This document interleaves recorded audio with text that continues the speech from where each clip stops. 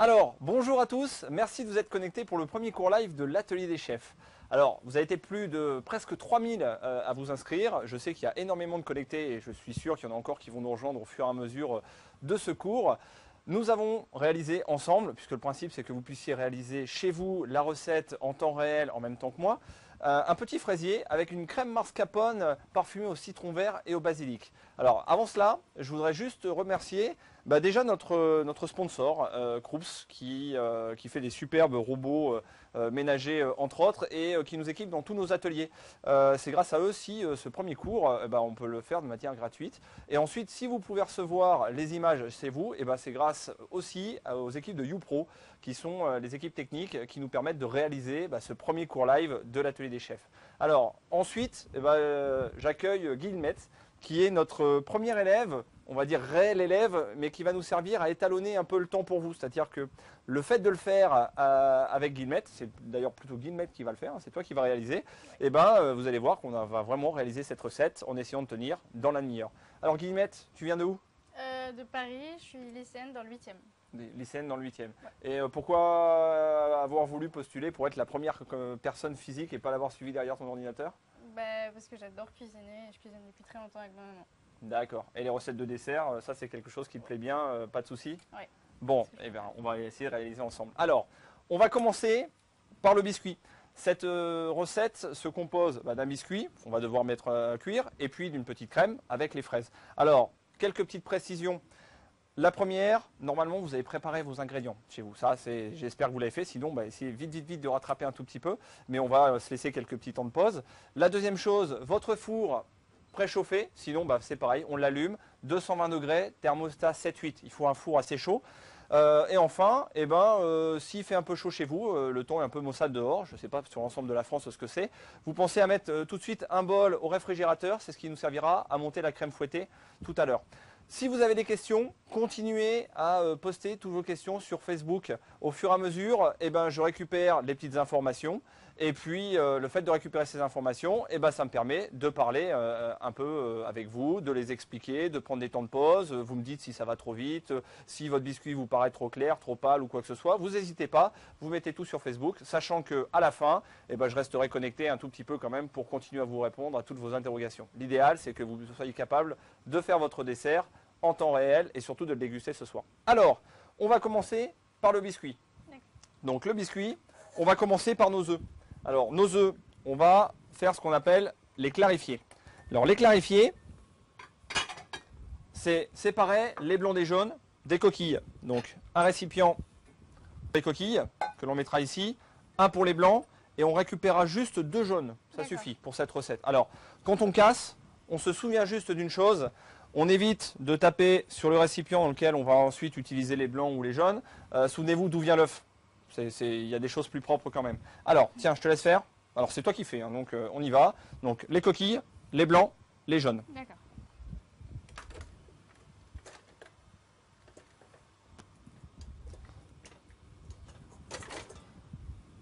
Voilà, on les sépare. Donc il peut toujours rester un tout petit peu de blanc dans les jaunes, ça c'est rarement grave dans une recette. Par contre on évite toujours de mettre du jaune dans le blanc, là c'est beaucoup plus embêtant. Donc, on va faire en sorte d'avoir vraiment les 2 premiers assez propres et puis ensuite comme on ne garde pas les jaunes c'est un peu moins grave.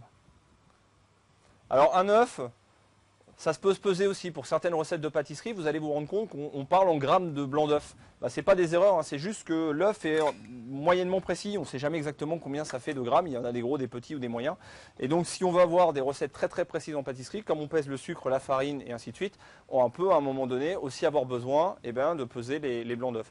Donc il faut se dire, un blanc d'œuf c'est une quarantaine de grammes, un jaune c'est aux alentours de 15 à 20 grammes. Voilà, alors à la maison, pour ceux qui ont lu la liste des ingrédients, moi je vous ai conseillé de vous munir ou d'un batteur électrique ou de vous munir directement d'un batteur comme ça, d'un batteur ménager type Krups comme on a. Et bien le principe maintenant, ça va être de le monter. Alors moi, je vais faire une petite incartade malgré ma jolie machine, c'est-à-dire que je vais quand même le faire à la main pour vous laisser un peu de temps, par exemple pour tamiser la farine avec la poudre d'amande pour ceux qui ne l'ont pas fait. Alors ça, j'évacue. Les 2 jaunes d'œufs, je les garde à portée de main. Je prends mon grand cul de poule. Tu mets les blancs à l'intérieur, s'il te plaît. D'accord. Ceux qui sont à la main, vous allez pouvoir le faire en temps réel avec moi.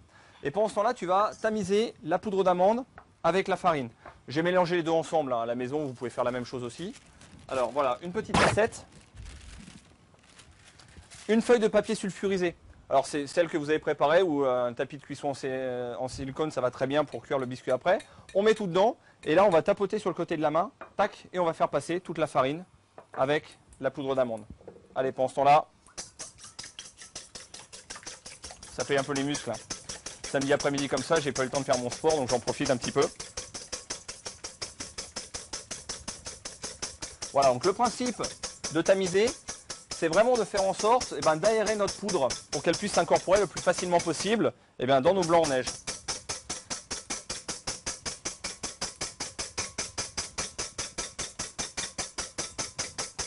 Voilà, donc on va faire. Alors à la fin, tu peux t'aider ou à la main ou avec une cuillère comme tu le souhaites. On va vraiment tout faire passer. Le principe, c'est que voilà, il ne doit plus. Donc tu le passes à la main ou tu peux utiliser une cuillère. Tu as des cuillères derrière si tu le souhaites.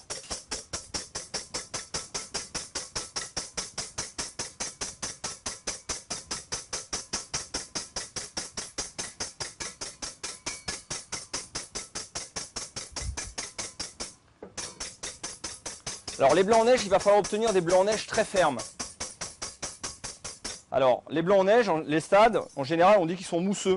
C'est quand ils sont comme ça, vous voyez, encore semi-liquides, avec des grosses bulles. Et plus on va fouetter, plus les bulles vont devenir fines. Et donc plus on va les gagner en densité, donc plus ils vont être fermes. Voilà, il n'y a plus du tout de grumeaux dedans. Donc tu peux renverser dessus maintenant. Parce que le principe c'est vraiment supprimer. Voilà, tu peux mettre. À nouveau, le principe c'est vraiment pas d'enlever une partie de la matière, mais vraiment d'aérer notre poudre. Alors, pendant ce temps-là, j'ai fini mes blancs en neige. Alors, les œufs à température ambiante, c'est mieux pour monter en général. S'ils sont trop frais, ils montent un peu moins bien. C'est ce qu'on appelle les développes, c'est-à-dire qu'ils vont faire un peu moins de volume à la fin. Mais s'ils sont frais, ça fonctionne aussi. Hein. Alors, quand mes œufs sont durs, j'ajoute le sucre. Là, c'est toi qui vas prendre le relais parce que ça commence à me fatiguer un petit peu, ça après. Hop. Alors, le sucre, 75 g de sucre semoule. Alors, vas-y, continue de fouetter. Et là, on va ajouter le sucre, vous voyez, petit à petit. Alors, en fait, ce qu'on va obtenir à la fin, c'est une meringue relativement dense.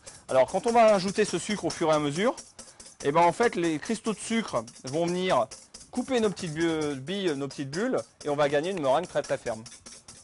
Donc voilà, vous voyez, on met comme ça petit à petit. Ça, c'est ce qu'on appelle serrer les blancs. Et hop. Voilà, donc on donne du mouvement, on fait en sorte de bien dissoudre tout ce sucre dedans. Allez, je fais un petit coup un peu fort. Alors, on voit hein, la couleur qui a bien changé ici. On a quelque chose de très onctueux, de très blanc, de très brillant. C'est pour ça que je vous avais dit de prendre un batteur. Il n'y a pas à dire. Hop là, et voilà. Quand on blanc, on a vraiment cette masse. Maintenant, il va falloir incorporer dedans les éléments qui vont faire en sorte qu'on va transformer ça en biscuit. C'est ce qu'on appelle une dacquoise. Alors, dedans, tiens, je te laisse, on va mettre les 2 jaunes d'œufs. Donc on les met comme ça dedans, vas-y. Tac, tac, on va les crever. Et ensuite, on va mettre notre poudre sur le dessus. Alors, donc vous voyez, ça, on met tout en une fois, hein, comme ça, dessus, dans votre bol, sans souci. On va garder le fouet. Alors, si vous avez pris au robot, on va prendre un nouveau fouet ou une spatule. Et le principe, ça va être de faire un mouvement qui tourne comme ça. Et hop, on va remonter les blancs dessus. Et là, vous allez voir, c'est un peu de la magie, hein, en 5 ou 6 morceaux, en 5 ou 6 fois, en 5 ou 6 passages, on va réussir quasiment à incorporer, puisque nos blancs sont bien denses. Notre poudre est tamisée super aérienne, alors passe bien au milieu pour les prendre. Et voilà. Et donc le fait de passer comme ça tout doucement, alors là on peut tourner un petit coup au milieu pour être sûr et certain qu'il n'y ait plus de grumeaux, qu'il n'y ait pas de maquettes de produits qui restent. Et dès que l'ensemble du biscuit est homogène, on stoppe. Ça ne sert à rien d'aller beaucoup plus loin, sinon vous allez juste faire retomber vos blancs. Ça n'a pas l'air mal là, qu'est-ce que tu en penses? Je pense que ça va. Voilà, allez, hop, un petit coup sur le côté. Génial. Alors, donc là maintenant, on va prendre la plaque. ça va être à toi de jouer. Alors j'espère que vous êtes tous à ce niveau de mélange, hein. C'est là maintenant où je fais ma petite pause parce qu'il faut être sûr et certain que vous puissiez arriver à ça. Donc on reprend, vous avez fouetté vos blancs. Dès que vos blancs sont montés, on a ajouté tout le sucre semoule. Dès que le sucre semoule est bien incorporé, que vous avez quelque chose qui ressemble à une meringue dense, avec une couleur très brillante, eh bien on vient ajouter la poudre d'amande avec la farine, les jaunes d'œufs, on mélange tout doucement, progressivement, et on arrive à ce biscuit. Alors, tiens, tu peux mettre ça dans l'évier s'il te plaît. Oui. Ce biscuit, c'est un biscuit qui va gonfler mais un tout petit peu au four. Donc ça, on peut utiliser par exemple pour faire des roulés à la confiture ou ce genre de biscuits ou des fonds. Bah, c'est un peu ce qu'on va faire, des fonds d'entremets. Donc ce que l'on va faire, c'est que on va venir le verser au centre de notre plaque. Il va s'étaler, vous voyez, quasiment tout seul, hein, en grosse partie. Et avec une spatule, on va juste venir passer un tout petit peu comme ça, on va dire pour le mettre à une hauteur de 1 cm. Hein. Donc il ne faut pas que ça soit trop fin, sinon il n'y a plus de goût de biscuit. Alors, on pourra faire 2 étages, mais on va essayer de garder. Voilà.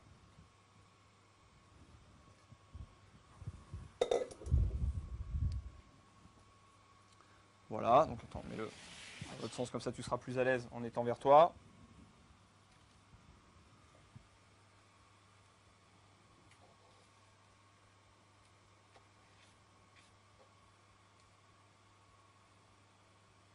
Voilà. Allez, ça, on peut le mettre dans l'évier. Le biscuit, il est maintenant prêt à mettre au four.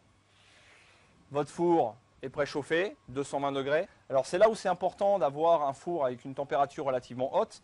Le principe étant de pouvoir saisir très vite le biscuit avant qu'il dessèche. Si on le mettait dans un four très bas, en fait on enlèverait toute l'humidité qu'on peut avoir dans les œufs et on se retrouvait avec quelque chose qui serait un peu sec. Or là ce qu'on veut c'est du moelleux puisqu'on ne va pas rajouter de sirop, rien du tout. Toi tu as un gros avantage sur eux, c'est que tu connais quand même la recette maintenant. Hein. On l'a vu ensemble déjà. Oui. On le met au four, à peu près 5 minutes de cuisson.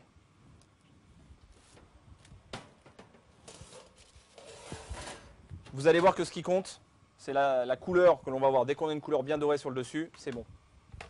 Fabuleux. Je savais que qu'il fallait que je fasse appel à toi. On va maintenant attaquer les fraises. Alors, si on a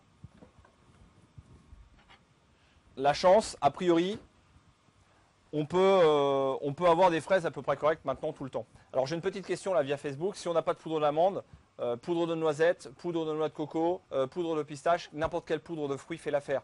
Au pire, on peut remplacer les 40 g de poudre d'amande par 20 g de farine. Alors forcément, le biscuit a beaucoup moins de goût et un peu plus sec, mais ça fonctionnerait aussi. Alors, nos fraises, on y revient, c'est ça le principe, c'est qu'on puisse justement interagir entre vous et nous. Les fraises, là c'est les fraises qui viennent de Carpentras. C'est des fraises qui sont assez goûteuses.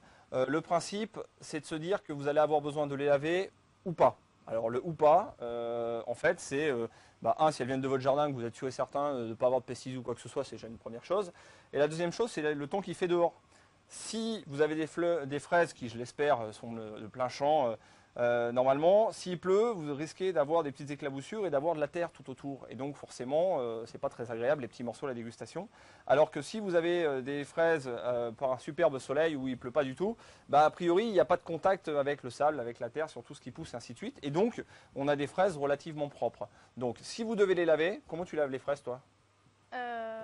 Je les passe sous le robinet. Voilà, donc on les passe sous le robinet, on les plonge très rapidement dans de l'eau, mais on les laisse surtout pas tremper. Et on évite de les laver après les avoir coupés. C'est mieux de les laver d'abord et de les couper ensuite. Puis ensuite, tu les récupères, on les met directement sur un linge et puis on les laisse s'égoutter gentiment. Et puis on arrive comme ça à préparer nos fraises. Alors, que va-t-on y faire à nos fraises ? Relativement simple. On va les équeuter. Alors souvenez-vous, vous avez acheté une fraise entière, hein, donc commencez pas à couper une tranche, hein, c'est juste la queue qu'on veut enlever. Voilà. Et ensuite, on va mettre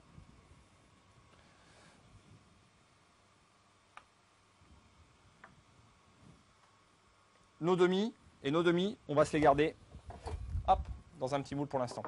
Alors ça va être pour le côté présentation. Alors le biscuit, on va regarder un petit peu la tête qu'il a. Alors, il gonfle légèrement. Et à un moment donné, il va commencer à prendre vraiment une vraie couleur jolie. Alors, je fais un truc que ne faites pas à la maison. C'est-à-dire que moi, je vais le sortir, mais c'est pour que vous puissiez vraiment voir où il en est. Vous voyez, il gonfle.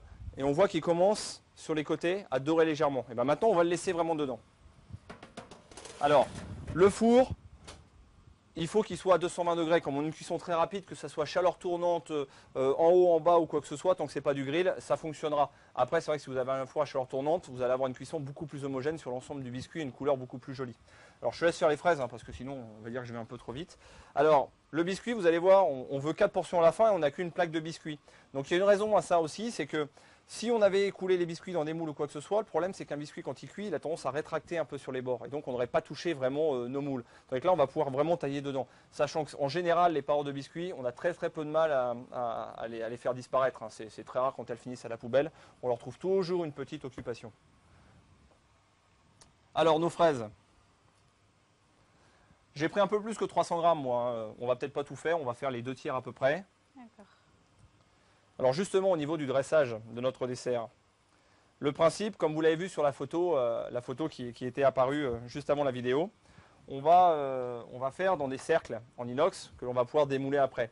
Si vous n'avez pas ces fameux cercles, vous en faites pas, c'est pas très grave. On peut aussi très bien réutiliser ce dessert-là dans une verrine. Et donc dans ce cas-là, on fera exactement le même montage, sauf qu'au lieu de démonter, eh ben, on viendra manger directement dedans.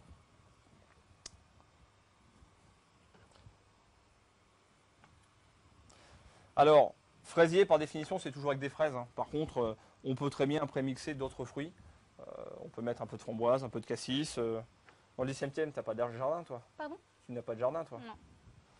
Bon, voilà. Donc, tout ce que vous trouvez de rouge sur votre marché fera l'affaire.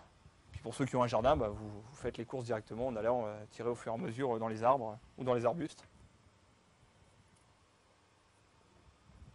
Hop. C'est quoi ta recette préférée avec les fraises? Je sais pas, peut-être tiramisu aux fraises. Ça, c'est bien ça. C'est une chance en fait. Moi j'avoue j'ai un petit faible pour les sorbets aussi avec la fraise. Ça passe très bien. J'en fais quelques-unes mais j'en fais pas trop parce qu'il faut que vous puissiez le temps de le faire à la maison. Alors ce qui est bien c'est de prendre des fraises assez calibrées. Si elles ne sont pas calibrées, c'est-à-dire si vous avez très grosses et très petites, bah, c'est un peu moins joli en présentation à la fin. Ça fonctionne toujours, le goût ne change pas, mais ça fonctionne très bien. Alors, la fraise, c'est vraiment quelque chose qu'il faut manger vite. Il faut vraiment éviter de le garder trop longtemps dans le réfrigérateur. Ça a tendance à s'abîmer. Alors ça s'abîme et ça s'abîme même quand on a commencé à le préparer. C'est-à-dire que si vos fraises commencent à être un peu blettes, c'est-à-dire qu'elles commencent à être un peu molles, qu'elles commencent à s'abîmer un tout petit peu, c'est sûr que si on fait le dessert aujourd'hui et que vous allez le manger demain, les fraises elles continueront de s'abîmer un tout petit peu dedans. Il faut vraiment des produits très très frais, c'est ce qui va vous permettre aussi de pouvoir conserver votre dessert entre le moment où vous le faites et le moment où vous le consommez, au moins 24 heures. Allez, on va s'en faire quelques-unes parce que on est nombreux ici dans le studio après, donc forcément il va falloir quand même qu'on puisse au moins goûter ce qu'on a fait. Ça fera l'objet d'un post demain pour vous dire ce qu'on en a pensé. Alors, la petite astuce, quand elles sont un peu grosses, ça va être de plutôt les couper dans la largeur. Okay. Comme ça, on aura le côté dodu, donc c'est-à-dire beaucoup de produits à l'intérieur dedans, et on aura un côté visuel, présentation, qui sera un peu plus fin, un peu plus joli. D'accord. Voilà, donc normalement, chez vous, vous devez être aussi plus ou moins à la fin de la présentation. Ce qui doit correspondre peu ou prou au moment où on fait waouh avec le biscuit. Alors là, avec le biscuit, là vous n'avez pas l'odeur, on ne peut pas tout faire. On fait déjà un premier cours en live, on ne peut pas faire un cours en plus avec l'odeur. Quand vous touchez, c'est mou encore au toucher, c'est juste un peu ferme, c'est-à-dire que ça ne colle plus au doigt, rien du tout. Alors tu peux toucher, mais alors fais attention de ne pas te brûler quand même, ça sort du four.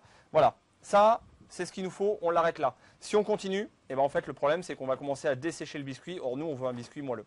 Donc ça, on laisse reposer. Si vous avez des plaques de four un peu épaisses ou quoi que ce soit, et ben dans ce cas-là, vous mettez même la feuille de papier sulfurisé sur une grille, de manière à vraiment, on arrête de cuire le produit.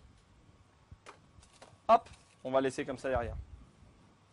Vous pensez à éteindre votre four, ça sert à rien de continuer à faire très chaud autour de vous, c'est l'été. Allez, on peut remettre tous nos petits déchets ici dessus. Alors, Bah tiens, oui, mets ta planche là-bas, on va garder juste celle-là. Le couteau, Oh, tu peux le mettre dans l'évier aussi. Je bosse plus moi, c'est fini, moi j'arrête. On va maintenant s'occuper du citron et du basilic. Alors, le citron et le basilic. On va prélever les feuilles. Alors ce qu'on peut faire déjà, on peut se récupérer ce qu'on appelle les hélicoptères, c'est les cœurs comme ça. On va s'en trouver 4 jolis. Voilà, comme ça on va se les garder pour la présentation. Tiens, je laisse en récupérer 4 et on va prendre 6 belles feuilles de basilic après. Alors le mélange herbe aromatique fruits, c'est vrai que c'est quelque chose qu'on ne pense pas forcément souvent.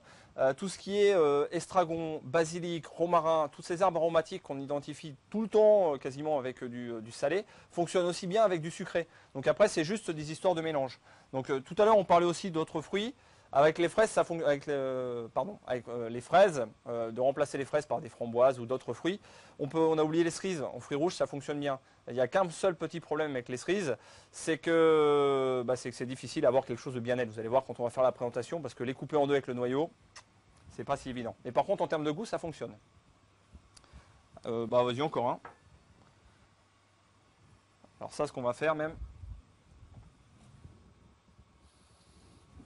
Hop. Si c'est pour consommer assez rapidement, c'est-à-dire pour ce soir, nos petits hélicoptères de basilic, on peut les mettre dans l'eau fraîche.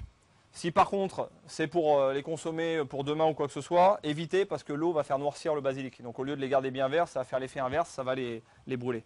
Voilà, hop, allez, mettre les 4 et on va le laisser ici au frais. Alors, 6 feuilles, je laisse continuer à en prendre. 1, 2... Il faut qu'elle soit grosse ou... Ouais, grosse comme ça, c'est bien. 3, 4.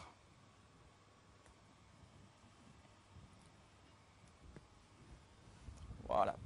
Alors, ciseler, c'est faire des petites tranches. Alors, l'astuce, quand on a des feuilles, ça va être de les prendre. Alors, je t'en fais 2, puis ensuite, c'est toi qui vas travailler. Alors, vous pouvez faire les 6 feuilles d'un coup, hein, si vous voulez. On les superpose, on vient les rouler les unes sur les autres pour donner un peu d'épaisseur. Et puis là, eh bien, on vient couper le plus finement possible. Alors là, il faut un couteau qui coupe bien, sinon votre basilic il va être tout noir à la fin. Tu vois, comme ça. Tac, donc je te laisse superposer et tu rajouteras cela aussi dedans. Okay. Alors ça permet vraiment de conserver un basilic bien vert, bien frais. Alors, ciseler plutôt caché, le fait de couper bien net, ça permet de vraiment libérer les arômes. Alors, tu peux même superposer les 6 d'un coup, comme ça tu vas voir, on a un peu plus d'épaisseur, donc c'est un peu plus simple.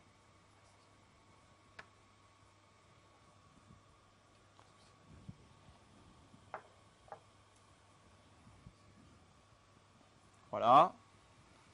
Et alors quand tu fais, tu tiens tes doigts le plus proche possible. On vient là et on donne un mouvement ou en poussant ou en revenant vers soi en étant contre les doigts. Tant que le couteau est contre les doigts, il n'est pas dans la main. Ça c'est plutôt bien. Alors, on l'a dit, le mélange, moi j'aime bien tout ce qui est herbe aromatique quand même dans le dessert. Vous allez voir que le mélange basilic-fraise fonctionne très très bien. Après, il y en a un autre qui fonctionne très très bien avec la fraise, qui est super employé notamment pour tout ce qui est sorbet. C'est la menthe aussi. Hein. Donc après, n'hésitez pas. Ou on peut enlever le basilic parce qu'on estime qu'on n'aime pas trop ou quoi que ce soit. Ou on peut le remplacer par les autres herbes que je vous ai données. Après, c'est vraiment une question de goût. Voilà. Alors, on laisse comme ça. Si les morceaux sont un peu gros, c'est pas très grave. Le principe, c'est quand même de le sentir, le basilic dedans. Alors, tu as déjà mélangé toi le basilic comme ça avec les fraises ou pas? Non. Non? Une grande première? Une salade de fraises. Dans une salade de fraises. Ça fonctionnait bien? Oui. Bon, et ben alors on va y conserver ça. Alors, le mascarpone. Alors le mascarpone, ça fait des desserts type tiramisu, hein, comme tu nous as cité tout à l'heure, qui sont tout sauf légers.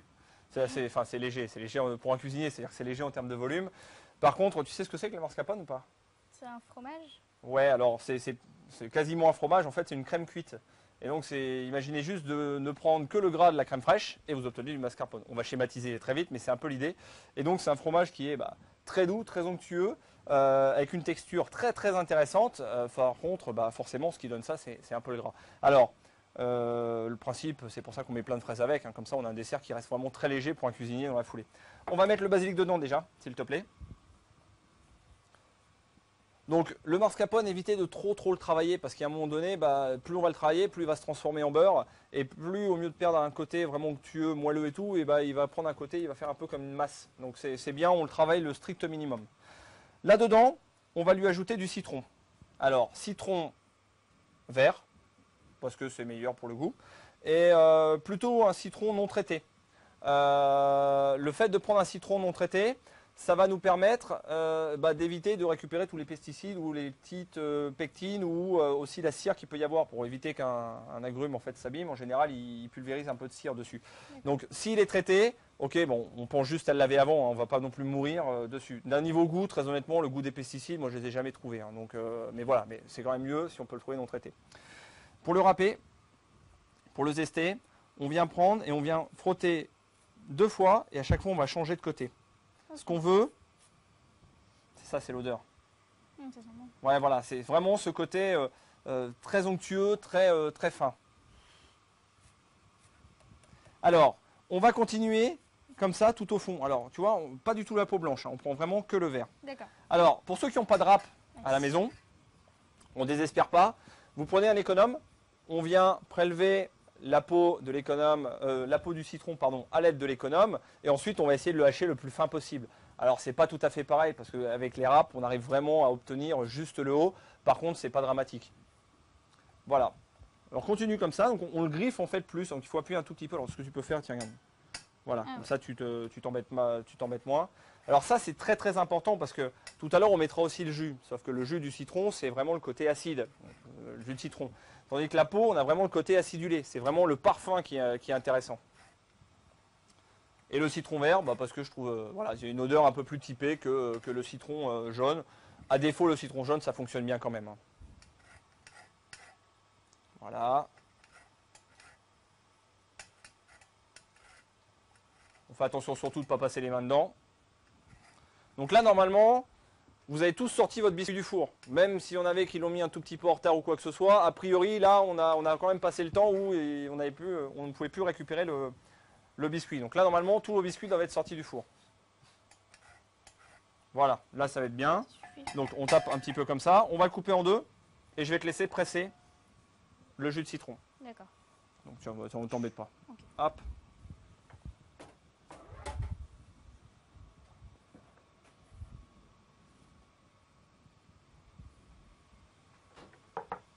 Donc, on essaye de passer, vous l'avez vu, le maximum du citron. Alors, s'il en reste un tout petit peu, il y a un moment donné, vous embêtez quand même pas plus que ça. Le principe, c'est d'extraire le maximum de potentiel aromatique du citron.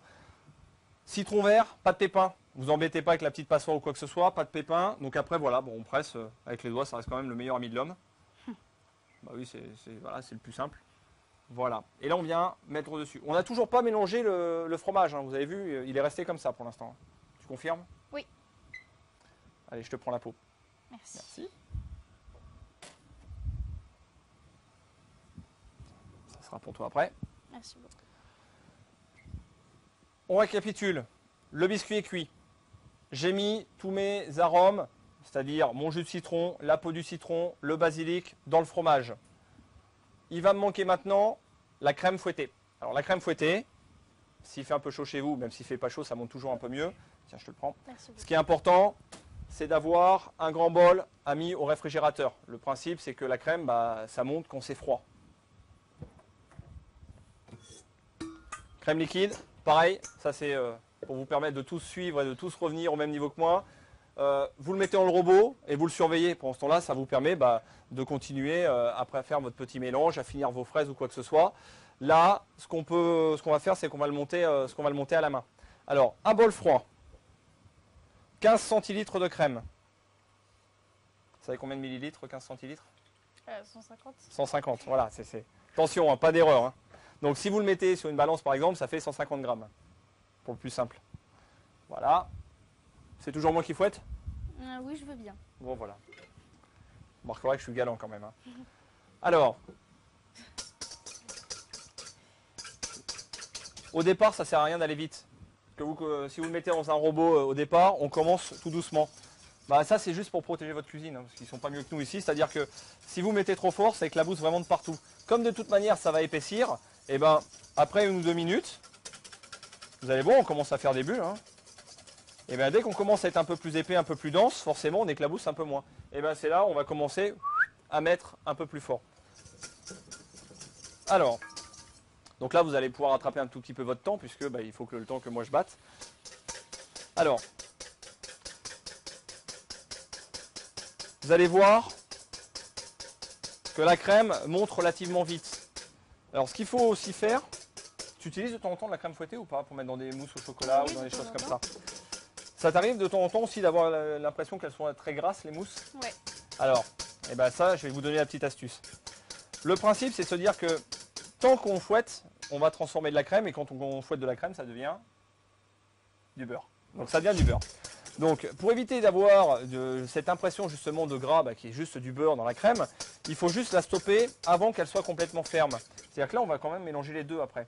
Donc quand on va continuer de mélanger la crème fouettée dans le fromage, forcément on va continuer à la monter. Donc même si on ne s'en aperçoit pas, et en général si là elle était vraiment parfaite, prête à déguster comme une chantilly et que je la mets après dans mon fromage, elle va tourner en beurre. Donc le but c'est de l'arrêter ce qu'on appelle moussante. Vous allez voir la texture. C'est là où c'est pratique le cours en live parce que ça nous permet de vous montrer la texture en direct.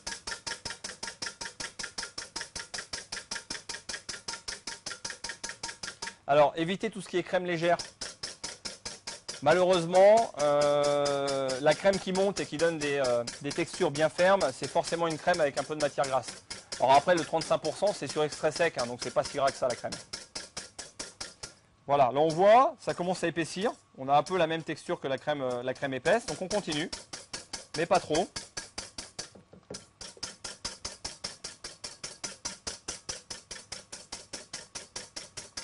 Et voilà. Et là, vous voyez, là on est onctueux, c'est-à-dire qu'on le voit sur les bords, hein, on arrive à tenir un petit peu. Par contre, ça ne tient pas, ça ne fait pas des jolis becs. Là, on stoppe là maintenant parce que je mets encore une quinzaine de coups de fouet là-dedans et ma crème est prête. La quinzaine de coups de fouet, c'est quand je vais la mélanger avec mon mascarpone. Alors, la petite astuce pour vous aider aussi, vous pouvez très bien la mettre sur glace. Alors quand vous avez des robots par exemple, c'est pas très embêtant. Ça monte tellement vite que de toute manière, vous n'avez pas le temps de la réchauffer. Si vous le faites à la main ou avec un petit batteur ménager, c'est bien de temps en temps de mettre quelques glaçons dessous. Alors là, on atteste, le fait de mettre le récipient au froid, tu vois, ça reste bien froid quand même, donc on n'est pas trop embêté. Je te laisse commencer à mélanger ça. On va dire, alors tout doucement, vous allez voir, c'est assez épais quand même, donc c'est pas forcément très évident. Le principe justement, ça va être de le détendre. Alors le détendre, c'est pas en lui racontant des petites histoires et en le mettant sur une chaise longue. On va lui ajouter un peu de crème dedans. Et là, voilà, tu vas pouvoir mélanger dedans. Le principe, c'est d'être le plus proche possible en consistance ici qu'en consistance ici. Et là, vous allez voir après, c'est comme pour le biscuit de tout à l'heure, ça va se mélanger tout seul. Allez, donc on va continuer à mettre un peu de crème. Très épais. C'est très épais. Et maintenant, on va mettre tout ça dedans. Je vais faire, voir. Alors, on garde le fouet parce qu'on va mélanger avec le fouet. Alors, vous voyez, en fait, c'est vraiment tout mon fromage que je viens mettre dans ma crème fouettée. Il y a quelque chose de facultatif à mettre maintenant, qui va dépendre énormément de la qualité de vos fraises et ensuite de vos goûts personnels, c'est le sucre. J'ai perdu mon sucre. Hop. Voilà. Un peu de sucre. Alors du sucre glace, c'est parce qu'il va se permettre de se dissoudre beaucoup plus vite dans l'appareil. 40 grammes, ça vous donne un produit normal. Si vos fraises sont très très sucrées, ce qui peut arriver, dans ce cas-là, vous mettez 10 grammes de moins. Si vous aimez moins sucré, vous mettez 20 grammes de moins. Et si vous ne voulez pas du tout de sucre, vous enlevez complètement le sucre. Alors, et pour mélanger, on va faire comme tout à l'heure avec le biscuit. C'est-à-dire qu'on va tourner en allant chercher à chaque fois au fond. Le principe, c'est toujours de garder du volume, on a fouetté notre crème, et de l'onctuosité. Voilà. Alors, donc, bien sûr, le sucre, le citron, le basilic, en fait, ils sont là uniquement pour parfumer. Dans l'absolu, votre fromage plus votre crème fouettée, ça fonctionne. C'est-à-dire que vous allez toujours avoir une crème qui n'aura pas énormément de goût, mais vous allez toujours avoir une crème. Voilà. Alors, on donne un coup pareil pour bien mélanger au milieu. Et dès que c'est mélangé, on stoppe. On l'a dit tout à l'heure, si on continue, ça devient trop épais, ça devient du beurre. Et donc vous allez voir un côté très gras. Donc vraiment, dès que c'est mélangé, on stoppe. On a toujours tendance à vouloir remettre un coup dedans au cas où. Et ben là, non, on ne met pas. Voilà, ça on prend et on va se le garder au réfrigérateur.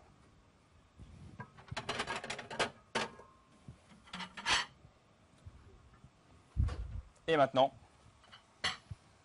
le meilleur moment. Alors, ce qu'on va faire, j'enlève les petits bouts de citron. Je garde la planche. Oui, on va garder la planche. On va venir monter nos petits entremets. Donc on arrive sur la fin. Donc le biscuit. Alors, j'ai une petite question sur la crème allégée. Donc c'est ce que j'ai dit tout à l'heure, la crème allégée, vous pouvez la fouetter très très longtemps. Vous avez peu de chances qu'elle monte. Alors il y a certaines marques maintenant qui commencent à le faire parce qu'en fait ils rajoutent quelques algues dedans qui permettent de les tenir. Mais vous aurez toujours du mal à obtenir exactement la même texture que ce qu'on a eu là. C'est pas prévu pour faire des chantilly. La chantilly c'est mangez-en peu mais avec de la vraie crème épaisse, sinon vous n'arriverez jamais à avoir le type de texture que l'on a eu là. Alors si ça vous arrive là maintenant, parce que vous êtes en train quand même de le faire, ce que vous faites, c'est que vous essayez de la monter au maximum, vous allez avoir une consistance un peu crème épaisse, et vous la mettez, vous allez voir qu'en la laissant un peu au frais après avec le mascarpone, on va resserrer un tout petit peu de toute manière notre préparation, donc ça devrait tenir quand même. Alors, on va tailler les cercles comme ceci. Vas-y, je te laisse faire aussi. Alors, nos biscuits, vous voyez qu'il est ultra moelleux. Alors les parures, on en parlait tout à l'heure, hein. Ça avec un petit bout de confiture, sur le bord ou avec une petite fraise, ça c'est pour récompenser le cuisinier ou la pâtissière. Vous êtes d'accord? Ouais. Nous on le fait après, hein. Ça on leur dit pas, on est très sérieux mais on le fait après. Alors, on prend ça et vous voyez en fait, on va venir les mettre au fond de nos moules. On peut les coller, vas-y je te laisse faire. Alors, le moule, vous n'avez pas besoin de mettre de papier, de le beurrer ou quoi que ce soit, puisque comme le biscuit est dessous, ça ne va pas coller dessous. Et sur le dessus, le principe, c'est de pouvoir lever. Donc au pire, on donnera zip, juste un petit coup de couteau et on levera comme ceci. Alors tu le prends vraiment avec le papier dans tes mains. Et là, on peut vraiment aller le décoller. Il est souple, hein. On atteste quand même. Ouais. Hop. Voilà. Alors, on n'a pas mis les codes jaune d'œuf. On pourrait les mettre dans l'absolu dedans, ça ne change pas grand-chose, sauf que ça vient donner quand même un petit goût d'omelette à la fin au biscuit. Donc si on veut vraiment garder un côté un peu biscuit, comme c'est quand même une base d'œuf, c'est quand même bien de n'en mettre que 2. Alors ça, on a dit, ça c'était pour notre goûter après. Ouais. Alors, donc, pour ceux qui travaillent dans des verrines, c'est là où maintenant en fait on mettrait au fond de la verrine, on mettrait notre biscuit. Alors ça peut être des verres Bodega. On pourrait très bien aussi imaginer de commencer à mettre quelques fraises, comme on va le faire maintenant, et mettre le biscuit à mi-chemin. Le principe de toute façon ça va être de mettre les 3 éléments dedans et puis d'arriver en haut. C'est un peu le principe. Si vous voulez avoir quelque chose de très joli par contre, c'est là où on va commencer à s'appliquer un tout petit peu. C'est-à-dire qu'on va prendre nos fraises, le côté plat sur l'extérieur, et on va venir les presser contre le cercle. Tu vois, vraiment comme ça. Donc c'est pour ça on a dit on veut des fraises qui ne soient pas très larges, assez régulières. Ça c'est ce qui va nous permettre de le mettre. Alors, pour tailler les biscuits, si vous n'avez pas de cercle, utilisez la verrine dans laquelle vous allez dresser. Vous la retournez dessus, vous le faites, le biscuit est assez mou, il va se couper tout seul. Alors on prend les plus jolies, les plus régulières. Le reste c'est pas perdu de fraises, hein. Vous allez voir qu'on va les ajouter quand même dans la préparation. Voilà, on pousse un tout petit peu pour être sûr et certain que ça touche bien les derniers. La présentation, il ne faut pas le négliger. C'est quand même ce qui va faire le côté un peu waouh de notre recette. Qu'est-ce que tu en penses jusque-là? Ça commence à avoir l'air bon. Ça commence à avoir l'air bon. Ouais. Et encore, ils n'ont pas l'odeur. Là, normalement, l'odeur, vous avez commencé à avoir l'odeur de biscuit qui doit rester dans la cuisine. Vos fraises, si elles sont bien parfumées, qui doivent commencer à avoir quelques effluves. Et puis il doit rester quelques petits relents de citron. Parce que ça, c'est le citron dont le zeste, on peut le faire. Alors, le biscuit, si vous voulez, vous pouvez le congeler aussi. Ça fonctionne, hein. Si vous voulez, vous pouvez imaginer de tailler, par exemple, de faire le biscuit, tailler beaucoup plus de petites pièces, puis vous les congelez comme ça dedans. Il ne bouge pas beaucoup, on le filme bien, ça marche aussi. Ça, c'est pour ceux qui voudraient essayer de le garder, ou avoir espoir de pouvoir le garder. Mais en général, on le mange dans la foulée. Voilà, donc on essaie de toujours être à la hauteur et de ne pas dépasser, sinon on appuie un tout petit peu. À nouveau, le principe c'est d'avoir quelque chose le plus net possible en termes de présentation. qu'on va faire, c'est que je vais t'enlever la planche. Hop, tu pousses un tout petit peu comme ça suffit. Ok.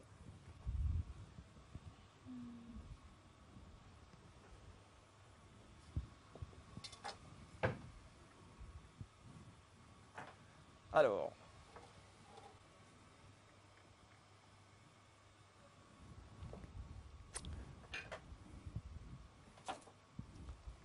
Pendant que toi tu fais, moi je vais m'amuser de mon côté. Hop. Alors j'ai pas de verrine ronde. Ça peut être un joli verre à martini ou quoi que ce soit. Par contre, vous voyez qu'on peut très bien le faire, par exemple, avec une petite verrine carrée. Donc mon biscuit, j'ai marqué la place de mon biscuit.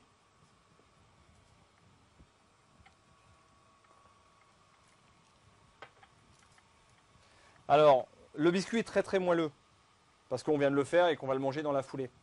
Si on voulait, on pourrait très bien imaginer maintenant de l'imbiber. Alors, si c'est que pour des adultes, mettez un tout petit peu de crème de fraise par exemple, ou de crème de fraise des bois, ça ne marche pas. Sinon, un peu de sirop, ça marche bien. Voire, on trouve du jus de fraise maintenant dans les supermarchés ou que vous pouvez faire vous-même. On met juste ce qu'est une petite cuillère de jus de fraise. Pour moi, celui-là, je vais le mettre à mi-hauteur. Donc, je vais commencer par des fraises tout autour.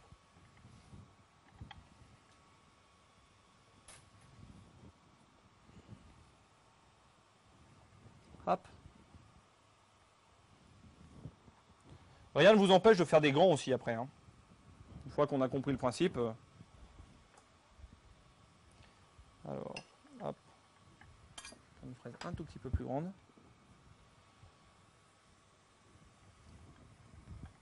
Voilà. Alors, les fraises, on est joli. Il doit vous en rester quelques-unes normalement. Bah ça, on va aller à l'intérieur parce que quand on mange un petit fraisier, ce qui est bien, c'est pas de manger beaucoup de crème, c'est quand même de manger beaucoup de fraises.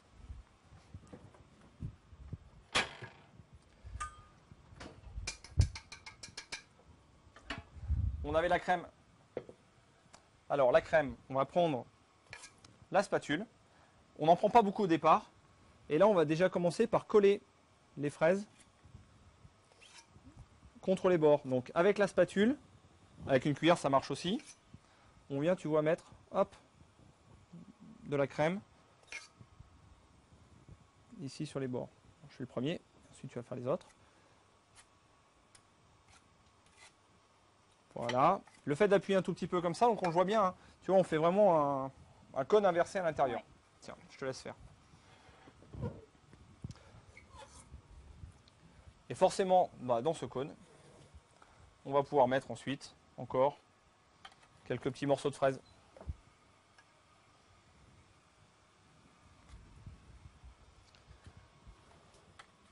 Alors, j'avais pris une deuxième spatule peut-être. Oui, je vais prendre ça.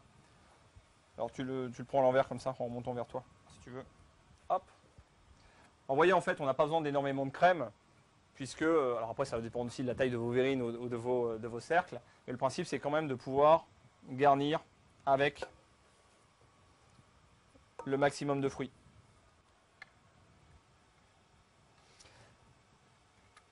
Alors quand on parlait de mettre un tout petit peu d'alcool dans le biscuit, il n'y a rien qui vous empêche non plus de mettre vos fraises à mariner par exemple avant. Donc les alcools, c'est déjà tous les alcools blancs de fruits, hein, de fraises, de framboises, les eaux, les crèmes.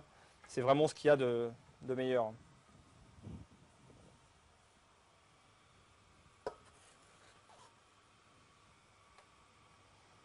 Alors, j'ai une petite question autour du marsala.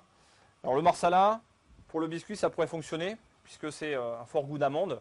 C'est un des alcools qu'on utilise pour mettre dans le tiramisu classique, quand on le fait vraiment avec le café.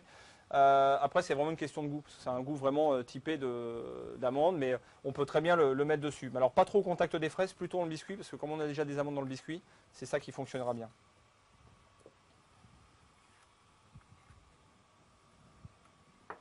Alors, et le limoncello, c'est ça, j'en échange toujours ensemble. Le limoncello, un peu moins par contre. Le limoncello, c'est un alcool de citron un peu sucré, italien, avec un fort goût vraiment de peau de citron. Donc ça, pour le coup, c'est un peu fort. Mais j'avoue que je suis pas très honnête, j'aime pas le limoncello. Donc si tu connais le limoncello, pas du tout. T'aimes bien? C'est un peu fort. C'est un peu fort, voilà, mais j'aime pas. Donc, mais si vous aimez, vous pouvez en mettre quelques gouttes. Par contre, attention, hein, c'est vraiment quelques-unes.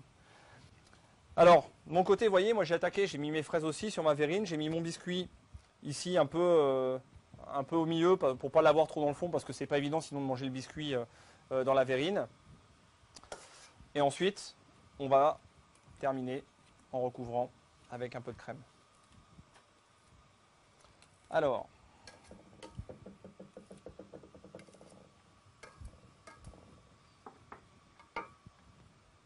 voilà. Et pour terminer, bon, on va prendre un peu de crème qui reste. On vient mettre dessus. Et là, le principe, tu vois, c'est d'aider du bord. Et ça va être, hop.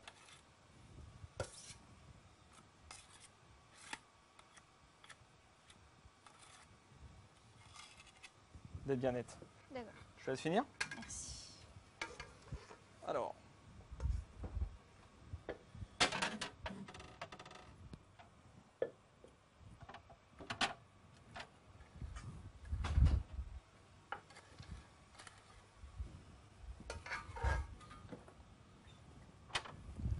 Bon, Guillemette est en train de finir. Donc là, voilà, nos desserts maintenant. Idéalement, il faut laisser bien reprendre au frais. Ça, vous allez voir que la crème fouettée et le fromage, quand ils sont au frais, ils ont tendance à bien se resserrer. Donc ça fait une belle crème bien dense, bien onctueuse. Si là, on les déguste tout de suite, on va quand même en démouler, parce qu'il faut quand même regarder à quoi ça ressemble. On va se rendre compte que ça a tendance à, on va dire, à s'ouvrir un tout petit peu. Alors, à nouveau, le froid va faire se resserrer. Donc si votre crème n'est pas aussi épaisse que ça peut venir parce que vous n'avez pas fouetté assez votre crème par exemple. Ça peut venir aussi parce que vous avez utilisé de la crème légère, on l'a dit un peu tout à l'heure, et donc forcément vous allez avoir du mal à le densifier un petit peu. Donc si on est vraiment très liquide, cuillère à soupe, et là dans ce cas-là, vous mettez en déverrine, et ça sera très bon, ça va resserrer suffisamment, ça restera un peu onctueux. Si par contre c'est juste un peu moins épais que ce que vous avez là, on peut sans souci quand même les mettre dans les cercles avec les fruits. Vous allez voir, là on va pouvoir le démarrer tout de suite. Alors je vois que vous êtes super inspiré dès qu'on vous a parlé d'alcool pour parfumer. On pourrait les citer après s'il y a vraiment une question de goût. On a eu du kirsch, on a eu de la fleur d'oranger, ainsi de suite. Ce qu'il faut se dire après, c'est juste de ne pas trop mélanger parce qu'on est déjà basilic, qui est un produit assez puissant. On est déjà citron, on va quand même avoir le goût des fraises. Donc si en plus on vient rajouter de la fleur d'oranger, du kirsch ou quoi que ce soit, il y a un moment donné, ça devient un peu confusant. Donc plutôt des alcools, si on garde sur cette même base de recette, qui vont avoir rapport avec les fruits rouges. Parce que voilà, on est plutôt autour de la fraise. Par contre, s'il n'y a pas, on peut aussi s'en passer sans souci. C'est bon? C'est bon. Allez, génial. Alors, je garde le premier. La spatule. À la maison, on a dit, là maintenant c'est au moins une demi-heure de réfrigérateur normalement. On a dit qu'on préparait le dessert pour ce soir, on n'a pas dit qu'on préparait le goûter. Donc on prend, on va mettre. Et là, quand ça va être bien froid, ça va se démouler un peu plus vite parce que là ça va faire un peu ventouse. Si quand c'est bien froid, vous pouvez amorcer en mettant un petit coup de couteau autour si vous le souhaitez, puisque ça va permettre de décoller les fraises, mais normalement rien qu'avec l'humidité des fraises, hop, on obtient. Alors on va finir avec une petite fraise. Voilà, la petite feuille, alors on l'ouvre bien pour avoir le joli côté en présentation.